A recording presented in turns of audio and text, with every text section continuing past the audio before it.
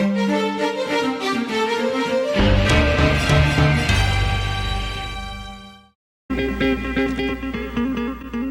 country has been hit by one calamity after another. First there was the killer quake in 1990, then the flash floods of Ormoc in 2001, and then the Mount Pinatubo and Mayon eruptions lasting through this year. But yet another crisis is striking us today. Only this time, there are no flash floods or crashing buildings. It's an environmental crisis that's silent and insidious and sparing no one. We can no longer tolerate that air being emitted by those vehicles. Mga tao ngayon nagkakasakit. Sana naman matigil lang ha. The air pollution situation in Metro Manila is 300% beyond the allowable level of pollution. To survive here, we should all be wearing gas masks. Secretary Juan Flavier heads the Department of Health.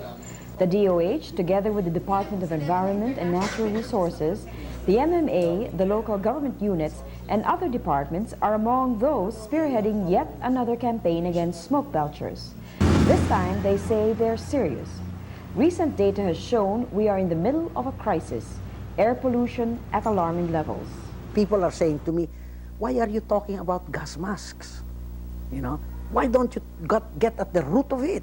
I said, I heard you. To get at the root of it, we'll need 3 years.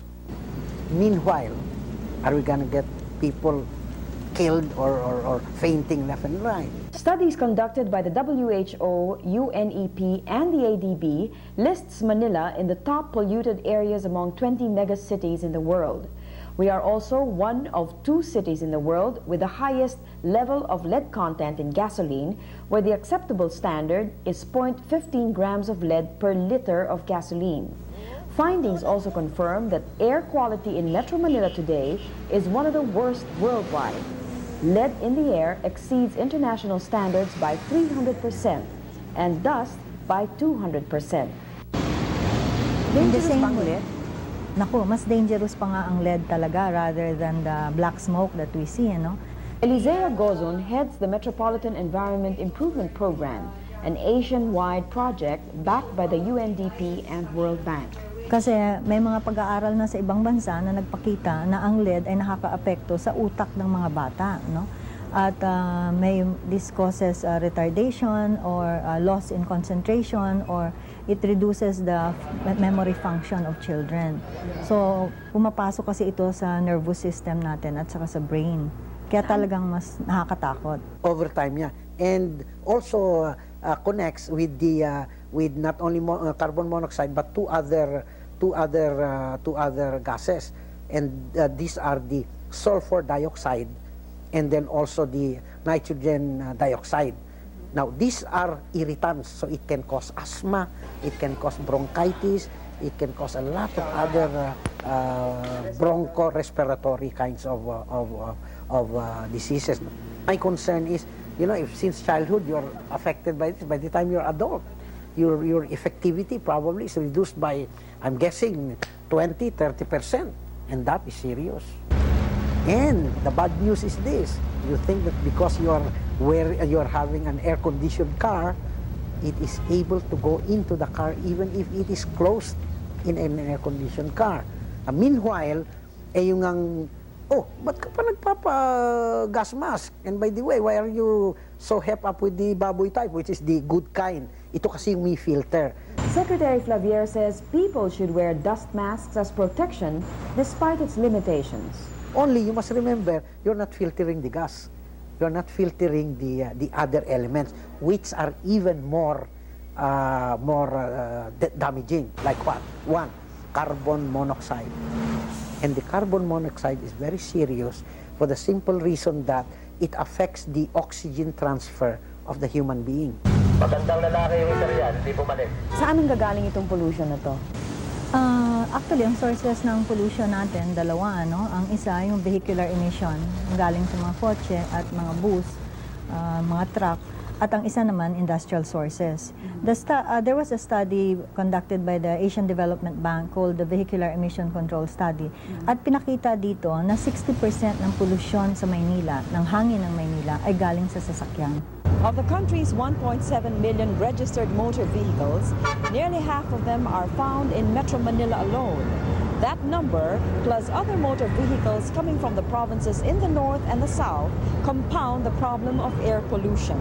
Already, there is a higher incidence of respiratory diseases among people who work in the streets, like traffic policemen, metro aides, and jeepney drivers. Nagmamaniho rin ako ng taxi. Eulogio Almorato, or Mang Yulo, used to drive for the late General Carlos P. Romulo. He later shifted to driving public utility vehicles, something he has been doing for over 20 years now. Ngayon, na-hold up ako sa taxi. Huminto ako sa taxi dahil 2 beses ako na-hold up. Ngayon, lumipat naman ako sa jeep. He finds life as a jeepney driver difficult, though relatively stable. By plying his Rosas Cubao route from 7 a.m. to 10 p.m., he was able to support his 4 children with his earnings of 100 pesos a day. Until things took a turn for the worse. Nagkasakit na ba po kayo Oo, sa kadahilanan ng pollution? Oo, Ano ho? sa baga ako. He says he's afraid the air he breathes worsens his condition. Sobra-sobra na ho. Ang pollution talagang, para sa akin, hirap na akong huminga sa pag ako'y tumatakbo sa daan. Ang pollution ho, masama ito sa kalusugan, lalo na sa baga. Puntarya, baga talaga. Sa aking pagkaalam, doon nasasala lahat ang dumi. Ngayon, pag mahina-hina ang resistensya mo, yun na, madali ka na. He couldn't work for 3 months because of his illness. Nung wala akong trabaho, nangungutang ho ako para pambili lang ng gamot. Kasi kung hindi ko gagawin, baka mamamatay rin ako. 4 years ago, the probe team did a story on the air pollution problem. Its causes then are the same as today. Too many private cars and the lack of an efficient mass transport system. Many of our jeeps, taxis, and buses are old and run with cheaper but more polluting second-hand diesel engines.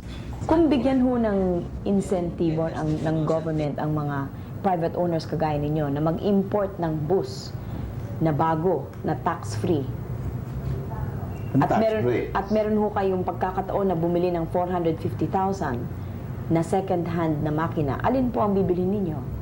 Siyempre, pipiliin mo na ito mamumura.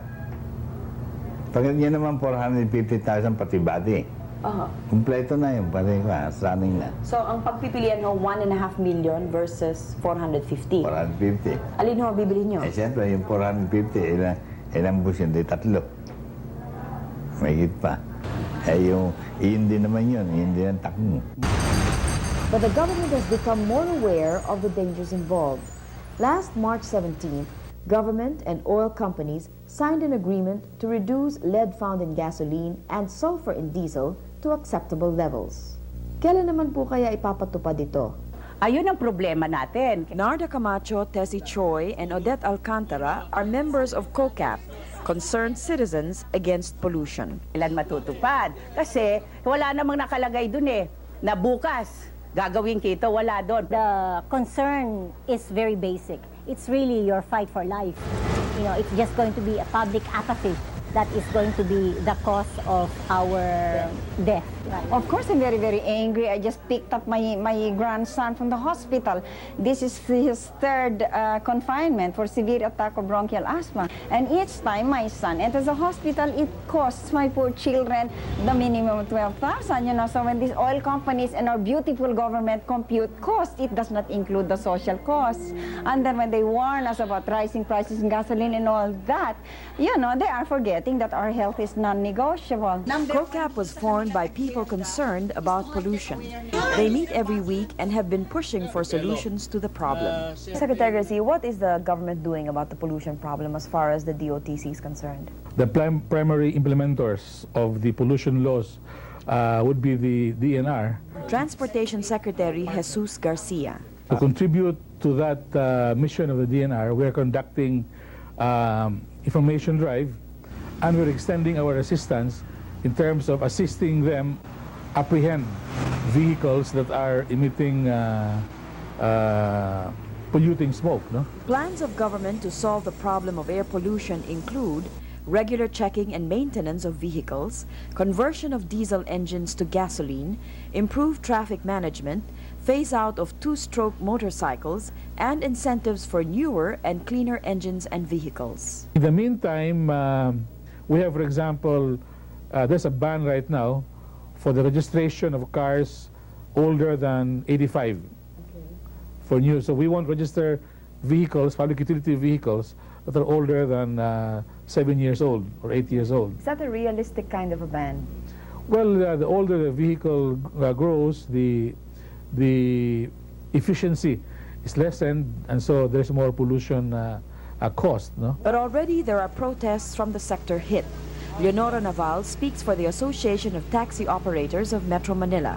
Marami na pong umiiyak na small operators. Those small operators, those who were encouraged by then Secretary Orbus to apply for a line, for a franchise, was affected now because their franchise will expire 1993, which is this year. Wala na po silang ipakakain sa kanilang pamilya. They are appealing to Secretary Garcia to reconsider his plans. They are hoping that older model taxis, much like buses, that are properly maintained and which pass the motor vehicle inspection standards, be allowed to operate. Ang bases, mula bases yan. Meron dyan, plywood na ang ginagamit yan. Noon, okay, plywood pa rin noon, kahit siya luma. Pero hanggang ngayon yan, tumatakbo, hindi pini-phase out. Dahil, namintina nila. Kung gano'n, nangangahulugan, kung ang bases pwedeng imintina, bakit hindi ang taxi? Tataka nga ho ako. Pumunta ho kayo dyan sa EDSA, bakit ulitin ko pa?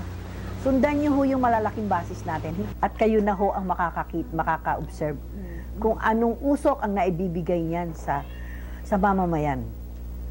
Dahil lang isang taxi, isang maliit lang yan compared to a bus. Walang tagapagtanggol, kundi kanya-kanyang operator. Kaya pwedeng hulihin ang hulihin. Hindi po kamukha ng mga buses. May mga protector yan. Nakabibwisit yan DOTC eh. Bakit ka mo? Eh kasi bili sila ng bus na segunda mano yung motor engines. Pagkatapos sino ba ang bumubuga ng maraming ng aso? Kung hindi ba yung mga buses na yan? I think the bottom line is you have only one choice eh. Either you protect the environment o bumili ka ng bus. Some analysts recommend a gradual phase-out of polluting buses and jeepneys.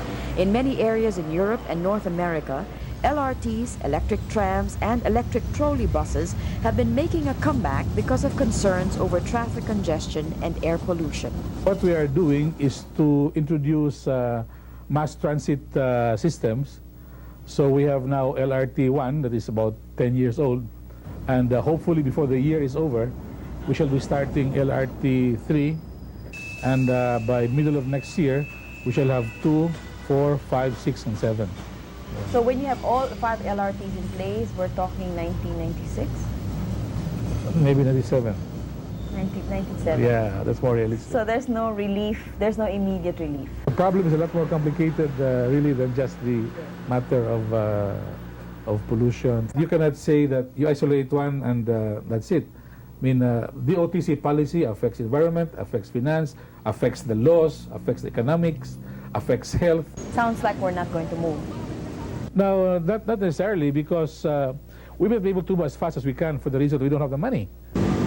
Sino ho ba may kasalanan ng nangyayari sa atin na pollution, lumang kotse, pangit na krudo, makinang mga luma na, sino may kasalanan yan?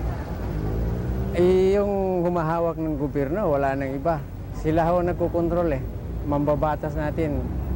Kaya sana makarating sa kanila na parang awa na nila. Ho. Isip-isipin nila yung mga anak nila, yung mga apo nila na gumanda naman ang buhay. Look, ladies and gentlemen, let's help.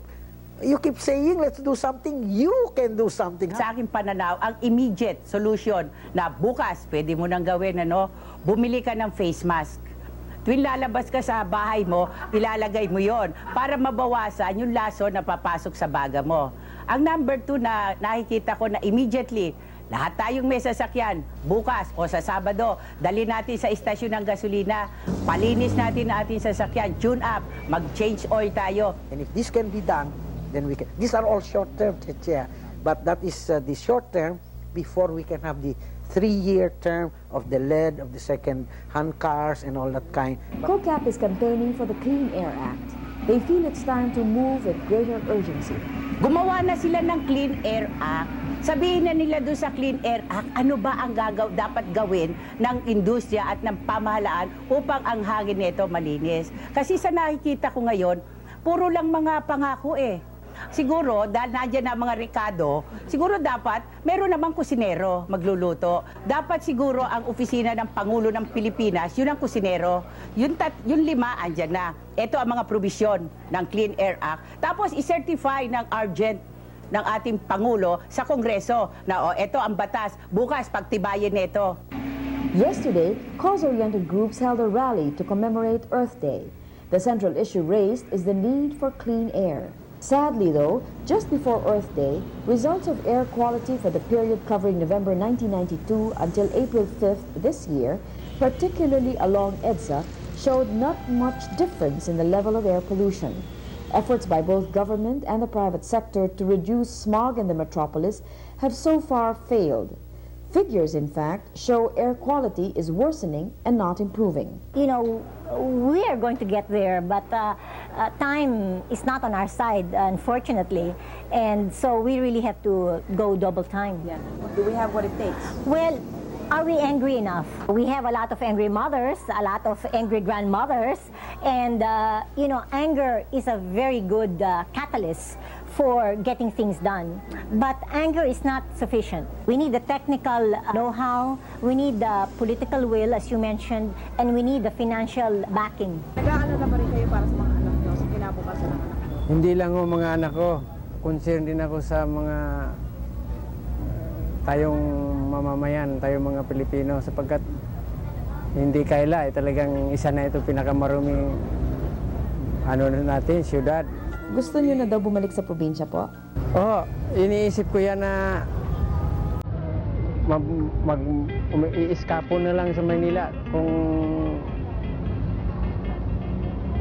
ganito na ang sitwasyon, dahil para tumagal ang buhay. Hindi talaga ako tatagal ang buhay pagka hindi ako lalayo sa Manila. Sobra talaga, sobrang napakarumi.